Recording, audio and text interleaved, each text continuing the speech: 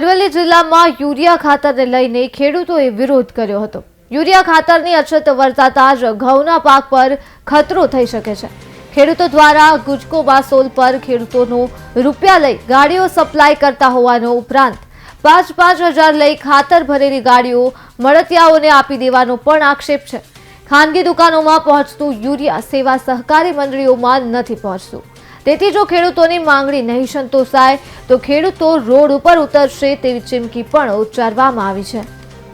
અમારી મંડળીમાં પહેલાં ડીએપી પણ ના મળ્યું અને અત્યારે યુરિયા પણ છેલ્લા 1.5 મહિનાથી યુરિયા પણ આવ્યું નથી। પ્રાઇવેટ વેપારીઓ જોડે યુરિયા મળી જાય છે અને એ લોકો 400 રૂપિયા અમને થેલી પર ધરાવી દે છે અને જોડે કંઈ ને કંઈ ખાતર પાછું આપે છે। અમે નેનો લેવા 1 બોટલ મળે છે લેવા તૈયાર છે, પણ બીજું કંઈ ખાતર આપે છે કે જે ઘઉંની જરૂર નથી એવા ખાતર અમને વળગાડશે પ્રાઇવેટ વેપારીઓ। અમે કિલોનો કોઈ 100 રૂપિયા ભાવ હોતો નથી। આખી થેલીના 300 કે 400 રૂપિયાની થેલી હોય છે, એ કિલોનો અમારા જોડે 100 રૂપિયા પડાવે છે।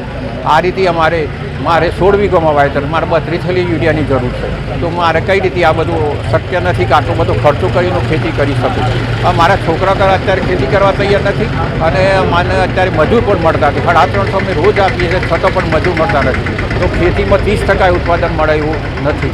તો યુરિયાની અત્યારે સત્વરે જરૂર છે। સરકાર આ મારી સેવા મંડળીઓને સત્વરે ખાતર પહોંચાડે, એમને ફાળવણી કરે તો અમે મંડળીમાંથી ગામમાંથી લઈ શકીએ। બાકી બીજા ત્યાં જઈ અને ઘણું માગવું પડે છે, એટલે અમે શક્ય ખેતી કરી શકીએ એવું નથી। સરકાર આ વિશે વિચારે।